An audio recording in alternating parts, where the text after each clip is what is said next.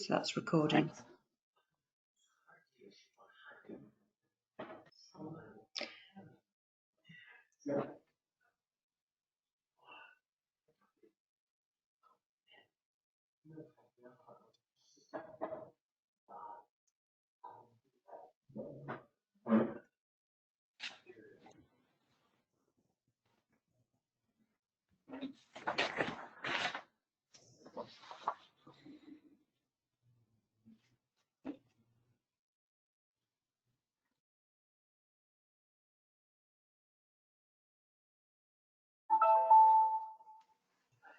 Okay, let's start. So first of all, I'd just like to welcome you all and just again to say thank you so much for your time. So really what we wanted to do was we wanted to offer another opportunity just to go through some of the technical requirements and give you a bit more information, as well as the opportunity to answer any questions around the remote invigilation and the exams being online.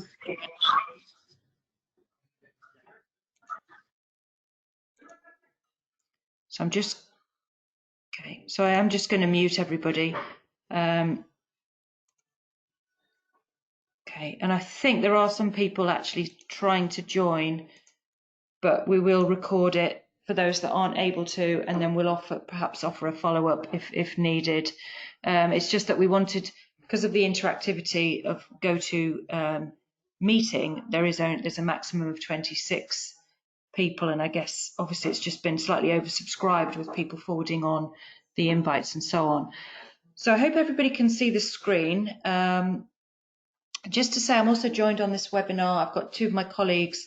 So I've got Sam Yo and Joe Connolly from the Service Innovation team, and they're on the meeting just to answer any technical questions as we go along. But first of all, I'd just like to give you a sort of overview around the process and the latest developments. So I think the first thing I'd just like to say is that obviously we fully recognise that this solution isn't ideal for everyone. We've done everything we can to get the exams in their current format onto an online platform as quickly as we possibly could, whilst maintaining the integrity. And certainly, Sam and Joe and people in her team have literally been working around the clock to bring this forward and make it happen as quickly as we've been able to. The second thing is, obviously, without stating the obvious, of course, as soon as government guidance changes, we will, of course, then be able to offer paper exams again, and of course, online classroom exams where yourselves could be the invigilators. So just the first thing to point out then is I'm just going to start by going through the invigilation requirements from a system point of view. So the platform is ready and it is live, and we're able to accept bookings, and I'll come on to that in a moment. But just to say that when you do register a candidate, they will receive an email 36 hours before the exam is due to take place. And in that email, they'll be asked if they would like to do a systems check. Now, we strongly can't recommend enough that they actually do that, because just on this slide in front of you are the requirements that they would need in order then when their exam is ready to run, that they would already need to have checked.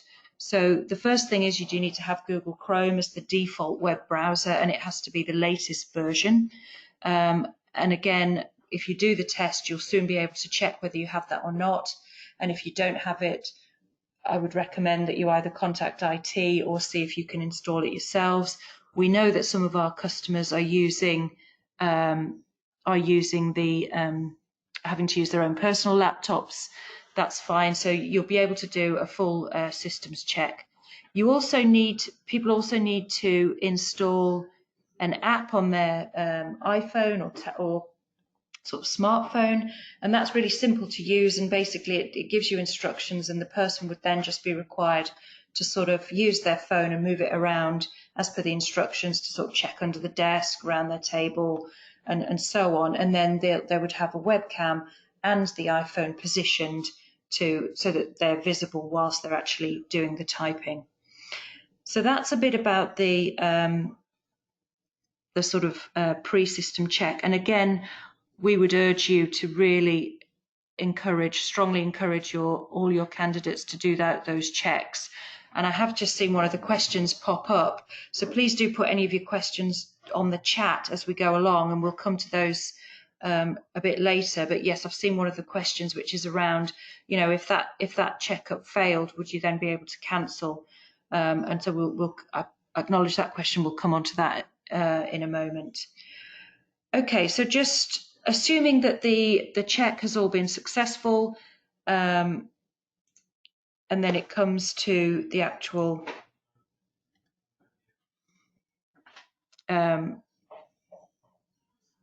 and everything's fine. So again, I think I've just covered some of this. So just to reiterate, the platform is now live. We can take the bookings with immediate effect. Hopefully you've all received the email with all the forms, with all the guidance and all the sort of preparation that's required by an email, but it's also the booking form, the price list, the guidance. It's also available on MS Teams. The guidance actually has videos in there. It's got a lot of really good content in there. So again, really urge you to familiarise yourselves with that if you are planning to put people, candidates through the online exams. So assuming they've done the checks, assuming that they've worked out what laptop to use, they're now come to start their exam. So then what would happen, you'd have the webcam. Often laptops have got webcams inbuilt, or it would be perched on, and then you would have the phone. It does give you instructions where to put the phone. The phone would also where it would be you'd be on camera, as it were, on your film using the app that you would have that they would have set up, and that would last for the duration of the 3 hours.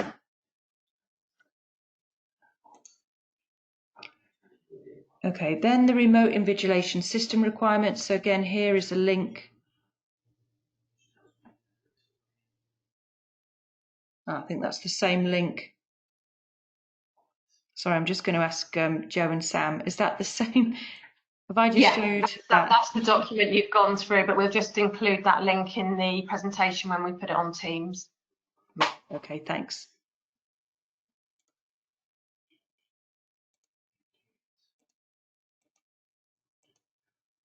Okay, so those were the system requirements. And then in terms of just booking the exams, there's a 5-step process. So again, just to reiterate, at the moment, obviously, candidates cannot book the exams themselves. It is all done through the training providers. And that is, at the moment, obviously, we've had to do quite a few manual workarounds. And for now, at least, that is the best way that, that we can offer these exams and sort of manage the process efficiently and effectively. So the first step is that you would submit a booking form with the candidate details and the date and time of the exam based on the date and time that they wish to do it. And that can be any time of the day or any day of the week. Step 2 is that we would then schedule the exam in the Surpass platform, and we would confirm that the exam's been booked. We do ask that there should be at least 5 days lead time before the exam is due to take place. Then an automated email will be sent to the candidate confirming, a bit like I mentioned before, so they'd get at least 36 hours before they would get that email to ask them to do a sort of systems check beforehand. They will get a second reminder if they fail to do it the first time. And again, we would strongly recommend that you just do those checks as soon as you get that email, whilst it's top of mind and whilst it's fresh, because it's easily forgotten. The candidate is then also sent an email with the launch test button contained within it. So then when the time comes, they can start it, and then it will then take you through the instructions that the candidate needs to do. So for example, they will have installed the app already because they will have done the systems checks. When it comes to the actual start of the exam, obviously the time doesn't start ticking until you actually go into the questions. But firstly, you would then take a photo using the app and using your camera on your phone of your photo ID. So that could be a driving license, passport, and so on. And then it will talk you through the checks again that you need to make using your phone, laptop, and so on. Obviously, I think one of the questions that just came in, how will it work with any cancellations? At the moment, we're not going to charge for any cancellations, as we accept we're in sort of a quite unique situation, set of circumstances. So, you know, we'll take those cancellations. We just ask that you can do it. Hopefully, give us as much notice as you can, really. Right, I'm going to now come to the questions. So quite a few of these have come through the chat. So I'm just going to open these out. So the first one is just a question. Yeah, so that was about the cancellation. So that, yes, so there won't be any cancellation charges. So are there any guidelines for placement of the camera phone? Yes, there are. There's really good guidance that's in the guidance notes, as well as given to the candidate once they're going through the process. I've gone through the process myself, and I managed to do it. So I really did find it really straightforward. So Matt Windham, you've asked a question about some organisations not being able to use work laptops. So what this is basically, that some of our corporate customers have basically told us that they can't, some of their candidates won't be able to use their work laptop, and that is usually because either it doesn't have a webcam, or because of the bandwidth, or just because of security and so on. But they have given permission to use personal laptops. But I do believe that's at the discretion of the organisation and the candidate. That is for them to decide. That isn't a decision that APM decides. But Sean, the capacity for proctoring is unlimited. So basically what happens is there's a capacity in the system that the proctor can go back and look at any one exam, and we can go back and check. So there is no limit on the capacity, and the platform that we're using literally does thousands of exams at any one time, and in fact, you know, they do deal with larger volumes than our own at times. Shannon Douglas, that's a good question. Can the exams be sat on any day and any time of the week, weekends, evenings? So Joe and Sam, do correct me if I'm wrong, but I believe they can be sat 24/7, any time of the day, any time of the night. Am I right? That's correct. Yeah. Okay, and then Shan, does it have to be a cohort for each booking, or can we book this way for individuals too? So again, Sam and Joe, correct me if I'm wrong, but I believe the bookings can be done either individually or a cohort at any time, really. Yes, that's correct. We would actually, Rebecca, we would encourage that as well, because at the moment, obviously, APM can't run our open exams because of the government policies on social distancing. So I think there may be people out there who would like to just book through a training provider to do an individual exam, maybe as a resit or something. So we would encourage you to take those bookings on if possible. Okay, thanks, Joe. And I think the other point that I'd like to make as well is we are launching a sort of marketing campaign for from tomorrow, and there'll be information on our website. So any candidates that are looking, that would like to book their exams, they will be guided to any of the accredited training providers. We've also made it explicit on our website for those training providers that can offer courses virtually as well. We've added that as one of the search criteria as well.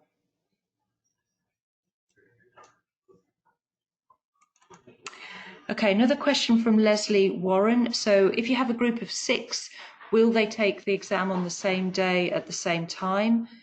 So I believe the answer to that is no. You can, each of those individuals can specify the time and date that they would like to take it, or of course, if you would like them to take it at the same time, same day, that is also possible. Sam and Joe, would you just like to confirm my answer on that one? Yes, that's correct. Okay, thank you. And then, Michelle Greaves. Well, this is a question I definitely do not know the answer to.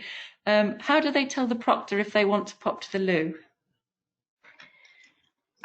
There's a live chat, so if they want to sort of let the proctor know, Oh, Michelle's just, there's a message that popped up.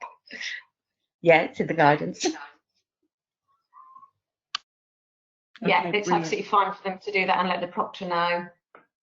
And do they have a certain time limit to go to the toilet? We have said to the proctors 4 minutes before they note it to our APM. But obviously, if it takes a little bit longer, it's sort of, we'll contact the candidate to discuss if needs be.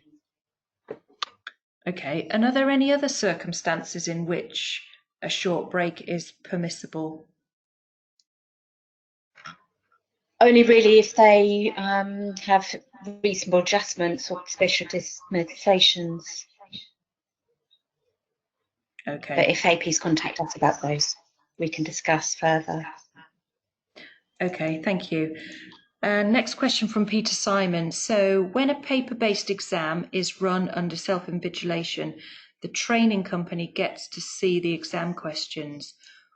Will training companies be able to see the questions that are going to be used for the online exams? So again, Joe or Sam, I'd have to ask you, as I don't know the answer to that one.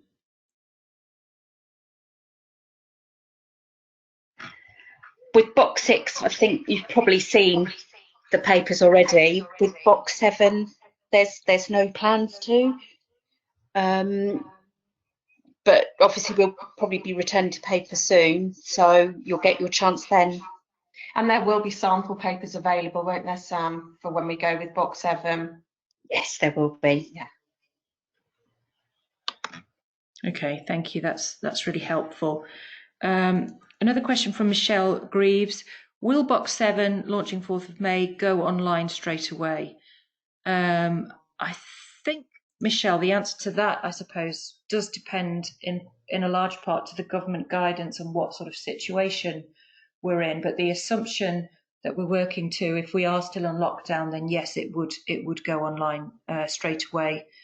Sam or Joe, I don't know if you have anything to add to that.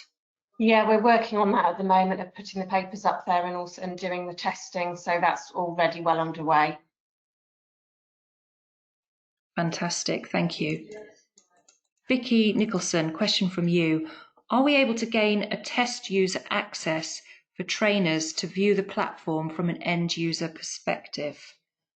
So I think the first thing I would say is that what we could do is we can offer any of the trainers to do a sort of test, set them up as a candidate and do a test exam. I don't know if there's anything else we could do, Sam. I'll let you answer further on that one, if I may. We're hopefully going to get the sample papers up on the website soon, so you can see what the journey looks like. It just won't include the proctoring end where you have to do the screen share, etc. Okay, thanks for that. Hopefully, Vicky, that answers your question. But if so, let myself or Mary Jane know if you would like to be set up and to have a sort of look around as a candidate. So another question from Gerard McCafferty. Is it possible for training providers, so again, actually, this is a similar question. Is it possible for training providers to get access to the system so that we can generate our own guidelines for trainers, etc.? So I assume by that you mean your own guidelines. What I can say is the guidance that we will be issuing or have issued, in fact, is incredibly comprehensive and does cover everything. So we would urge you that there's no need to sort of duplicate materials, that everything we provide should be comprehensive. But again, if you did want to be set up to have a look around the system so that you can experience it from a user perspective, we can probably facilitate that. Sam, would that be okay? I know you probably don't want lots of people set up as test candidates, but it may be possible to set some sort of access up for people to have a look, do you think? Yeah, that should be fine. There's quite a lot of videos and stuff contained within the guidance, so they're also really helpful. Okay, and then I think if anybody does want to have access to be set up, I would ask them to send an email to myself or Mary Jane, and then we'll collate that information. And then if you tell us what day, what time, we can then put that to the team and set that up for you. And we can do that perhaps all in one go. Okay. All right. Next question from Shannon Douglas. Why can't students book their own date time as per the PFQ exam? Okay, well, I believe that's because we're using a different platform to the one we have been using for the PFQ exam until now. But Sam, Jo, is there anything further you would add to that? Yeah, I mean, at the moment, as we say, the booking system that we're using is because we are dependent on APIs to be able to allow access to book onto the system. And that part of the project wasn't due to go live until June. Because of the urgency of the situation, we've been able to bring this part forward, but that API build is still going on behind the scenes. So that will allow the training providers to book on. There will be an option for students to book on directly through our website coming later in the year as well. But those are things that we can't bring forward because of the development time that's needed. Okay, thank you. Okay, next question is from Matt Wyndham from UCL. Will there be any training or guidance provided on Surpass itself, or has he missed it somehow? I think that's the guidance that's what the guidance is, which covers everything in Surpass. And as I say, if there are specific people that would just like to be set up for a test exam themselves, then we can do that. Okay, and then Matt, I'll just double check that you have received the email with all the guidance and etc. Just in case, as you say, you perhaps have missed it. And it is also available on the MS Teams platform as well. John, here's another interesting question. And again, I'm not sure of the answer to this one. Is there any latitude around the start and end times? Jo, Sam, I'll pass that one to you. Obviously, we've talked about the toilet break, but I assume that possibly a dispensation around... How long are you thinking, John? I'll just see if he might be on mute. He should be able to unmute himself, actually, John, if you want to ask. But I think there would be, if there had been any special dispensations, those would have been agreed before. Yeah, can you hear me? Yes, we can. Can you hear me? Yeah. I was just wondering if if for some reason or another they don't start until say 3:10, and they were due to finish at 6. Will it then finish at 6:10? Is it exactly 6:10? Does it turf them off at 6:10, or what kind of full 3 hours? Window? Pardon? It'll be the full 3 hours once they've started. So if what's the the system last? checks take 10 minutes. It will be full 3 hours. But let's say for some reason or another they don't press start until 20 past the hour. Will it finish at 20 past the hour, 3 hours later? Yes. Okay. All right. Is there an upper limit to that? What's going to happen is people are going to sign up for it, and then they're going to find they haven't got something working, or their seat's broken, or they've got to start again, or something's wrong, So I just interested to know how much delayed they can be, or conversely how much early they can be. This is the reason that we want them to do the system checks 36 hours beforehand, so that if there's any issues, it can be sorted out a long time prior to the exam.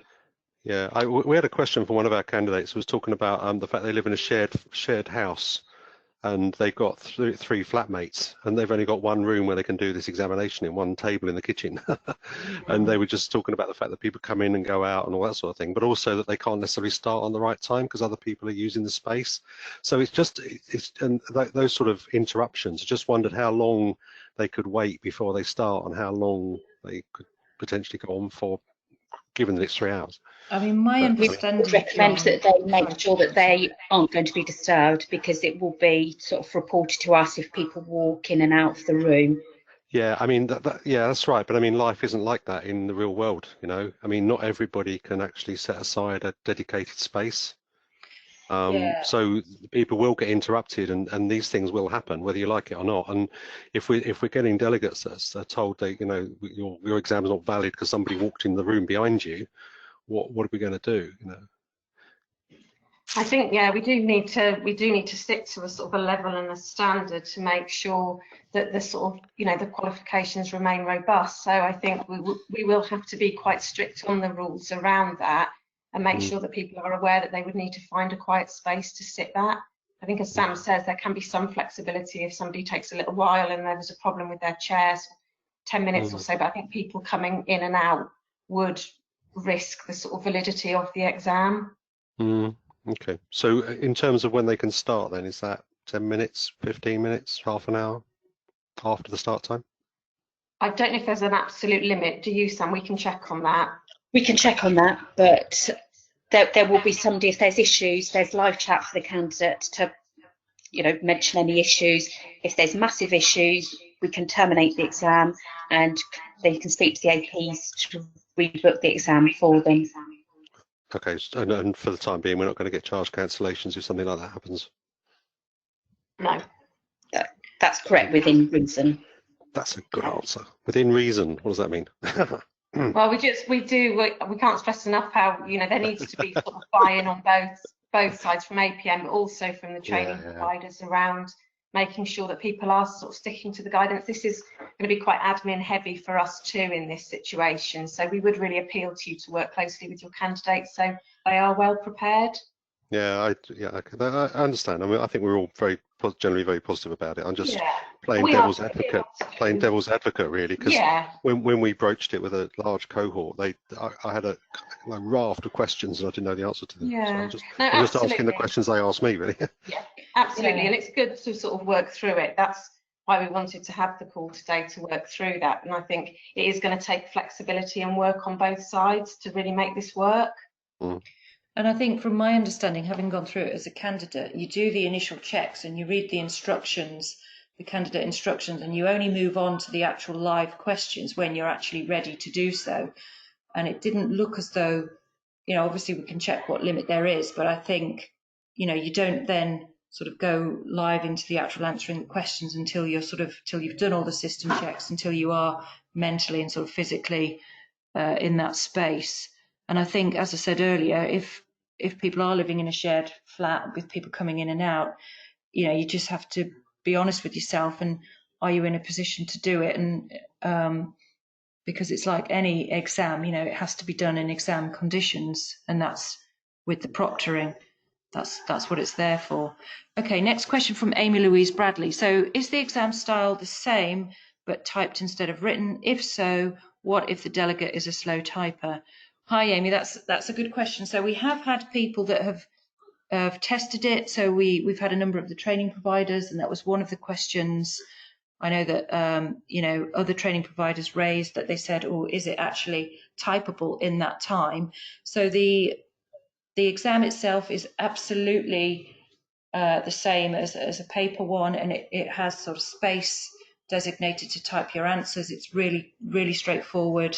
You can delete things, you can retype it, whatever, move around. You can also review each of the questions before you start answering, so that you know which 10 you then want to answer out of the 16. So it is really straightforward. And I think, yeah, if there is somebody who is really slow at typing, then this may not be, you know, the solution for them. We may be able to agree a special dispensation.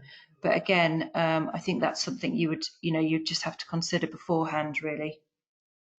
So, Amy, I don't know if that answers your question, if you want to say anything else, or Joe or Sam, if you want to add to that. No, I agree, Rebecca. I think if it's not, if somebody does struggle with typing, then it may be best for them to wait until we're able to run the paper exams again. Yeah, no, that's great. That does answer the question. Yeah, we'll just advise that to any delegates that maybe do come up with that query. So that's great. Okay, thank you. Thanks.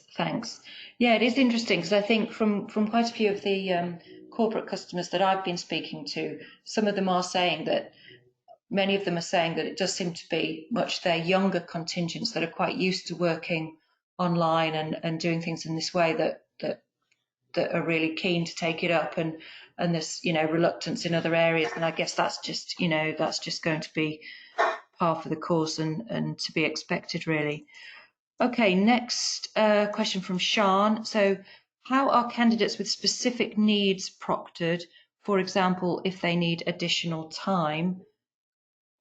So I believe that it would be something that you would have agreed beforehand, would have been requested beforehand. And I believe it's covered in the guidance. Jo Sam, I don't know if you want to add anything more to that. Yeah, you just need to contact the qualifications department and we will add extra time after seeing the medical evidence. And if we can also, Sam, can't we, as that if there needed to be somebody, a scribe in the room, then we can notify the proctor of that as well. Yes, we can do.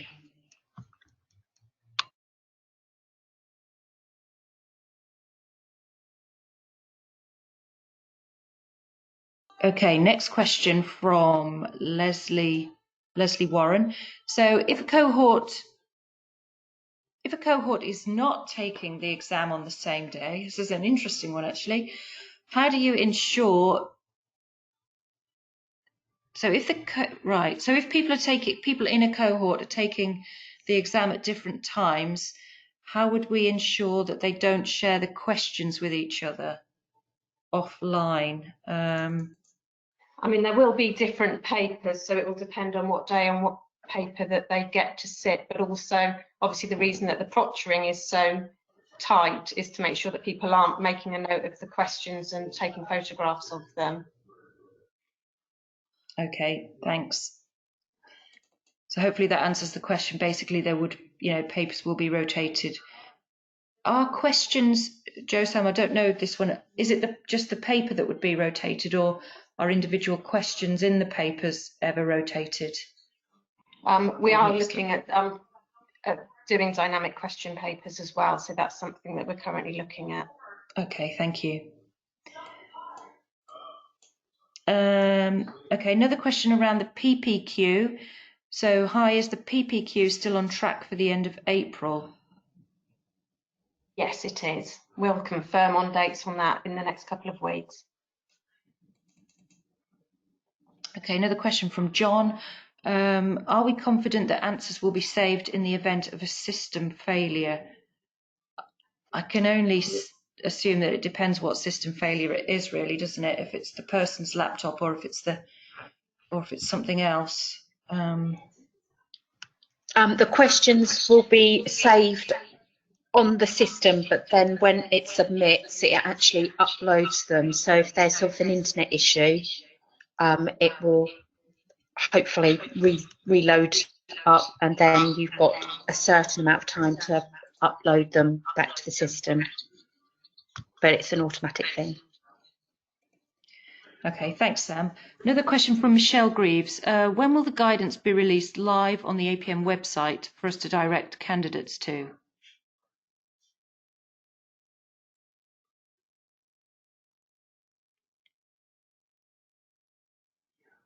Sorry, could you say that one again, Rebecca? Sorry, yes.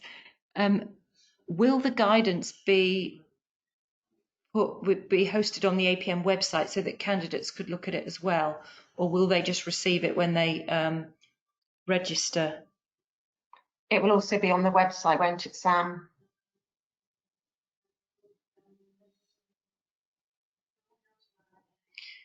I bet Sam's Yeah, sorry, it will be. I was just checking whether it's up already. It's just that being worked on now, I believe. Yeah. So yeah, so basically the answer to that is yes, it will be available imminently. Okay, John, I think that's a similar question that we've had before. So if they start at 10 past, will it last 3 hours? So the answer to that was yes. Vicky Nicholson, so just to confirm, she's asking if a learner needs to change the date or time of the exam, do they need to arrange this via the training provider who then contacts APM? So, or they can't contact APM direct, I believe. Correct me if I'm wrong, Jo Sam, but yes, they would need to go through the training provider. Is that right? Yes. Yeah. Yes. Yeah.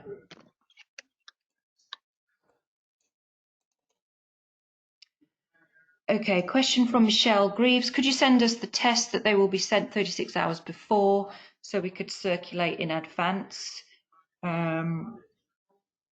I think that's all covered in the guidance, what they'll be asked to cover for their test. So that is all covered. Yeah. I mean, Michelle, I could forward you the email I got if that helps, but as Joe says, it is definitely covered in the guidance. And it is just things like it will test your browser, it will test your webcam, it will test your speakers, it will ask you to download the app, and it will ask you to sort of move your phone around and things like that. So it really does take you through step by step. It is very foolproof. And then Matt, so question from Matt. So just in the same as paper, does it mean that the candidate can answer in any order, revise their answers, make corrections, etc.? So I can answer that one as I've done the exam myself. Yes, you absolutely can. So you can. So what happens is you've got the 16 questions. You can click into each of the questions. Obviously, you can read them all first. Then you would probably decide which ones you want to answer.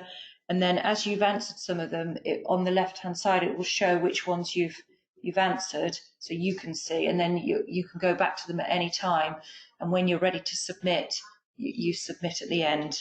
Sam, correct me if I've said anything wrong there or anything you want to add. No, that's absolutely right. Yeah, so it acts exactly in the same way as paper.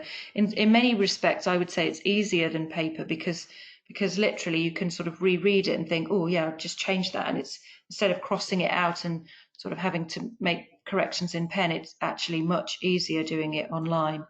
I was actually surprised at how easy, well, surprised is the wrong word. I was impressed at really how easy it is to do the typing and make changes, and how visible it is to sort of see on the left-hand side which questions you've attempted and so on. Here's a question, interesting question from Peter Simon. Sorry, Peter, I'm trying not to laugh at this one. Have you thought of having someone who could be a scribe or a typist for someone who cannot type? So are you saying that they'd have to someone would have to dictate their answers? Joe, Sam, I'm assuming well, that yeah, isn't well, yes, something... if they were blind.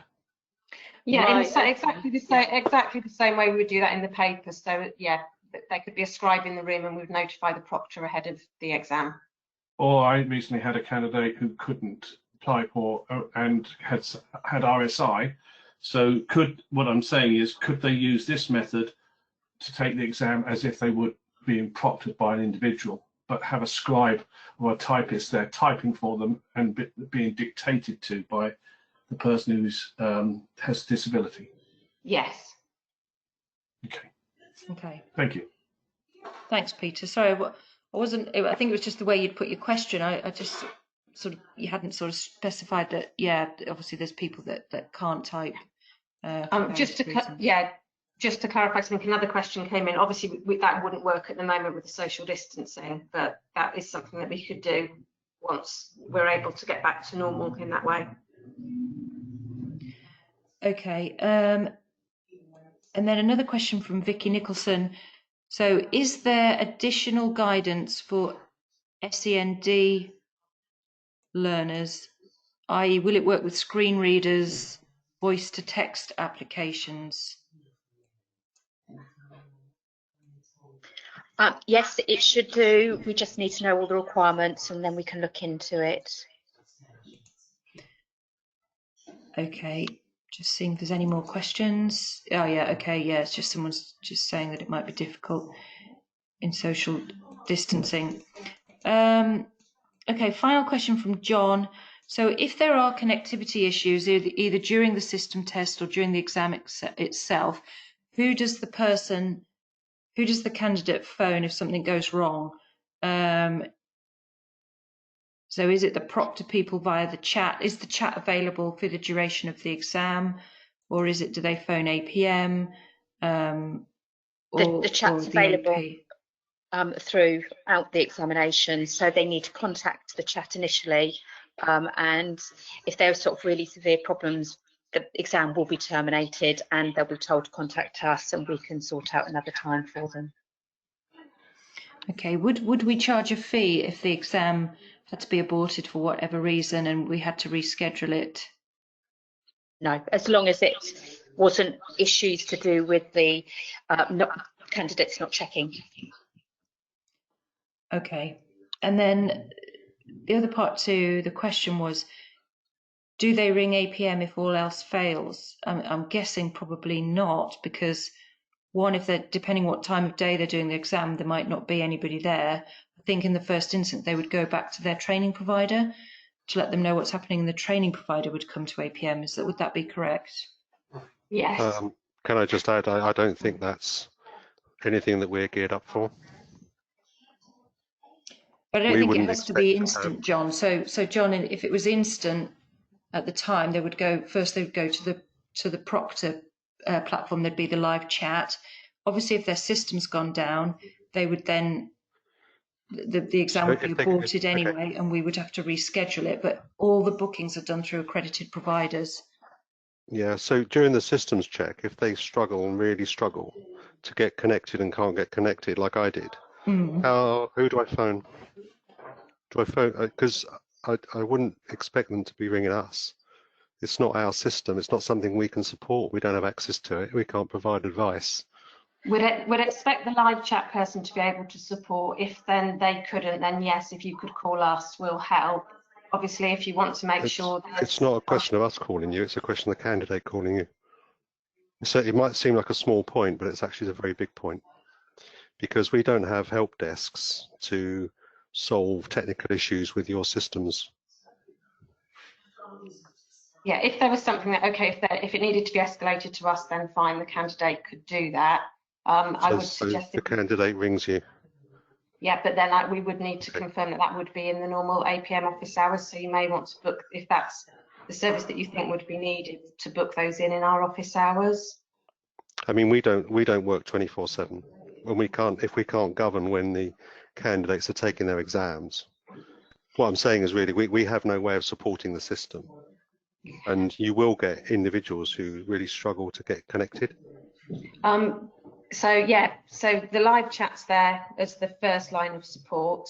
We would obviously, if there was a problem, we would investigate and look into it, but we would need to do that in normal office hours. Obviously, when you book the exam, you can choose the time that your candidates take it. So you could book your candidates to do that in normal office hours, not outside of those. So the guidance that we would give our candidates when they book their exam is to contact you if they have issues, just to be clear. Yes. Okay, thank you.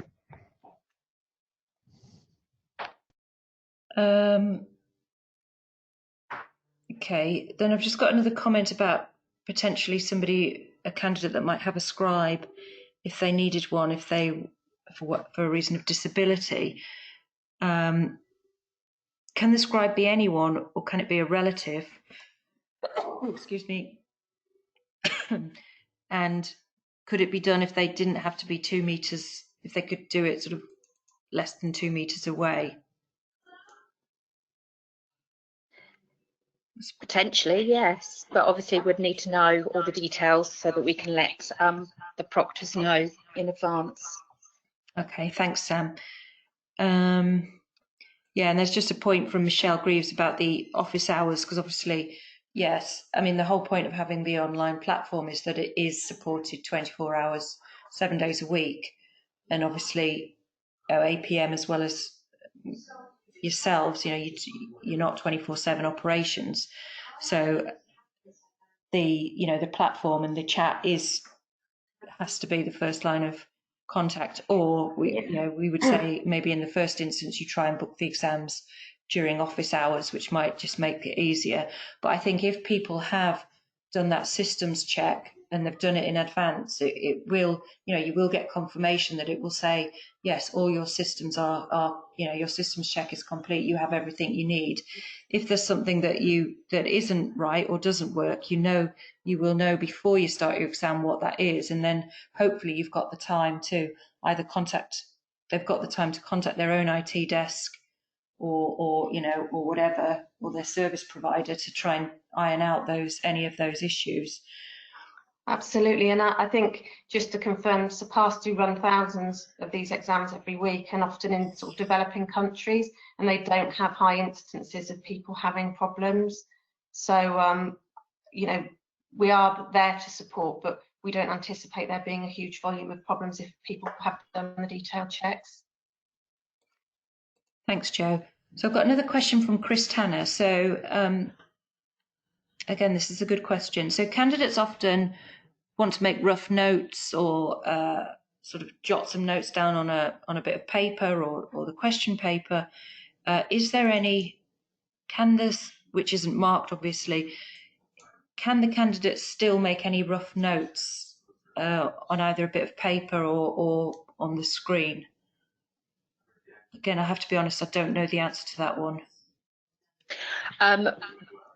If they do want to make notes, they can, but they have to make sure that they're destroyed and it's shown that they've been destroyed to the proctor before the examination ends.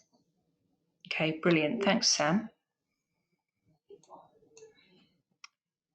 Right. Well, it doesn't seem like there's any more questions. Would anybody like to just ask, you can unmute yourselves and ask any other questions that you feel that we haven't been able to answer, or that you still have some questions in your mind about anything?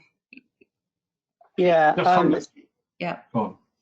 Sorry, it's Paul from Spoke here. I just wanted to give a bit of feedback, picking up on John's previous point about 15 minutes ago. Having given quite a lot of online exams with other exam bodies, can we get really clear guidance to the delegates? Because you know, we deal with literally hundreds of these, and I think any ATO that's or provider that's going into the online exam and providing these, you're going to have to expect quite a number of calls from your candidates, i.e. the training provider will have to, because although the exam is facilitated by APM essentially, the training provider will get the calls from their customers, and I think you've got to go into it with your eyes open, knowing that you are going to receive a level number of calls like that.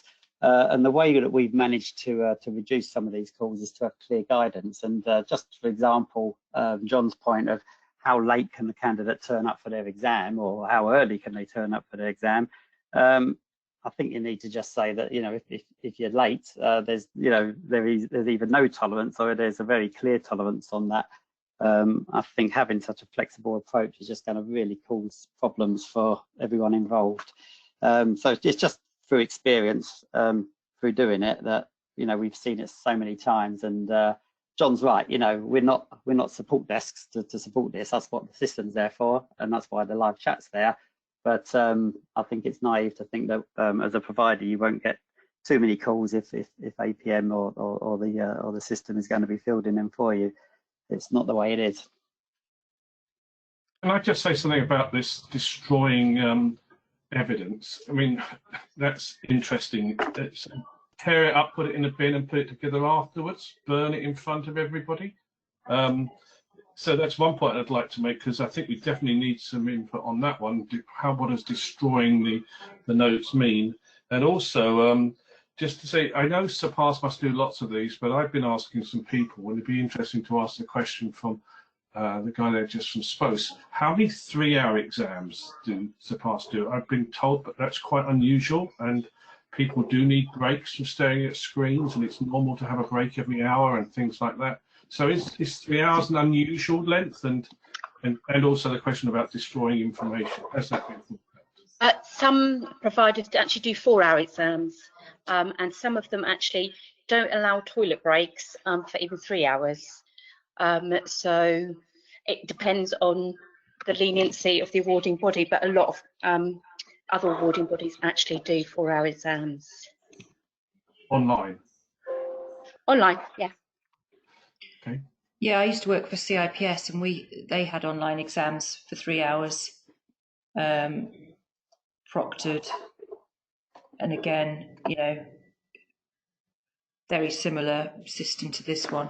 Yeah, PMI, and I know PMI do 4-hour exams online as well. Yeah, that's not the same. You're in a centre and you can go to the toilet for PMI. You can't compare it with that. They don't do what we're APM are doing. It's very different. What about the destroying information? I think we're going to need some guidance on that because people will make notes. We can actually set up the exams to have a tab for people to actually add notes if they want. So I think perhaps we'll do that so that people don't need to use paper. Okay, I think that makes sense. And obviously we'll add that to the guidance as well. Yeah, people do need to scribble, don't they, John? Okay, we'll review that one and come back on it. Yeah, okay, thanks. I mean, just on I take your point, Peter, about the toilet break, and just to reiterate, obviously they can go to the bathroom or take a break for 4 minutes before it's notified, and you know, we do recognise that doing an exam online, it isn't for everybody, and this is the solution that we've put in place to allow candidates to continue to do their exams online while they can't, you know, they just can't sit them in a classroom, and they can't sit them, you know, in a No, group. I do understand. I'm not, and like John said, everybody's very excited by this, and we commend everything you've done. I suppose it's just there's a lot of stuff coming here that we're asking questions, and perhaps we're actually helping you in putting questions to you that you may not have thought of. It's very difficult to think these things through from front to back and every eventuality. And you know, I was quite interested in the service for 24/7 and things like that, because the target audience that we've got are not in the UK, so they'll be overseas, and therefore we will need some guarantee that they can work in different locations. But I'm sure it will all work, and it's not a unique system, so well done for getting it this far. Oh, thank you. We appreciate that. And we would, I mean, also we would like to ask you a question around, you know, your idea around volumes. You know, do you have sort of customers waiting to take this up? Do you think, you know, what's your sort of perception around the desirability of this solution? And you know, please do send us any comments around volumes, because obviously that will help us in terms of our staffing and our the support that we can offer as well. So Michelle, obviously it will work. I've tried it myself. It definitely works.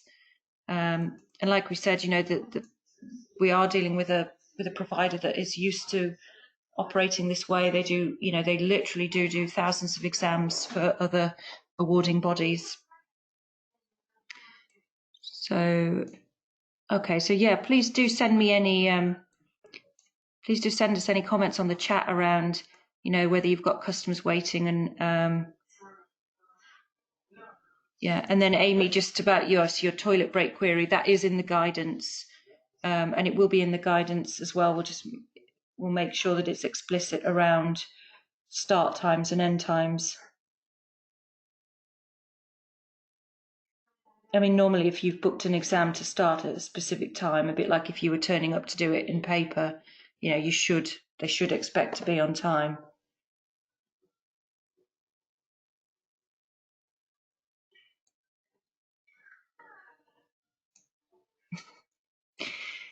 So John's just saying it's not just toilet breaks, there's also Amazon deliveries, window cleaners, bailiffs. Hopefully not the bailiffs, John. Must be clear guidance. Okay. Okay, any other comments or questions from anyone? Please, you know, speak up now or send them on the chat. And please also send us an email or put it on the chat around, you know, your predicted volumes over the next month or so, because that, again, that would be really useful information for us to know. So Leslie's just mentioned about display screen regs, get up and walk about after an hour is recommended. So sorry, Leslie, are you saying that's in the guidance, or you're saying that you've seen that somewhere? Could you just clarify what you mean? Ah, right, HSE guidance. It's in the regulations. Oh, right, sort of health and safety. Yeah. Yes. I mean, it is quite intense to do a 3-hour exam. You know, there's no doubt about it, whether you do it paper or you do it online. I know I did online exams for some of my MBA modules, and it's full on. You often don't even have time to even think about taking a break because you're so busy typing your answers. I mean, just wondering. Sorry, go on. I'm just wondering if some of the our customers who are into these regulations and they raise it, what is the answer we're going to come back to them with? I mean, again, I think if you read the guidance that there can be a sort of 4-minute break every hour. Sam, is that right? Or a couple of minutes? It's only for toilet breaks. We haven't actually discussed a 4-minute break. Basically, if they leave to go to the toilet, they'll lose those 4 minutes as they do in a paper examination. Okay. So with medical evidence, we can give them breaks and stuff, but perhaps we need to check the HSE guidelines to see if that actually does include examinations online, and then we can look into that further. But I think it's just for workplaces. Yeah, and I think it's based on the assumption that they're working a 7-hour day, not just coming online for a 3-hour exam. Just do you see the difference there? Yeah, there is a distinction. It's worth checking, isn't it? Yeah, we'll check that. Yeah. Thank you. Okay. Any other questions or comments? So obviously this has been recorded. We'll make the slides and the recording available. Apologies for those that possibly it was already full and couldn't get on, but we'll follow up with those separately. And thank you everyone for your time, and let's hope we can get as many candidates as possible doing the exams online and make it a success for all of us. Thank you. Thanks, Rebecca. Thanks, Joe. Thanks, Sam. Thanks.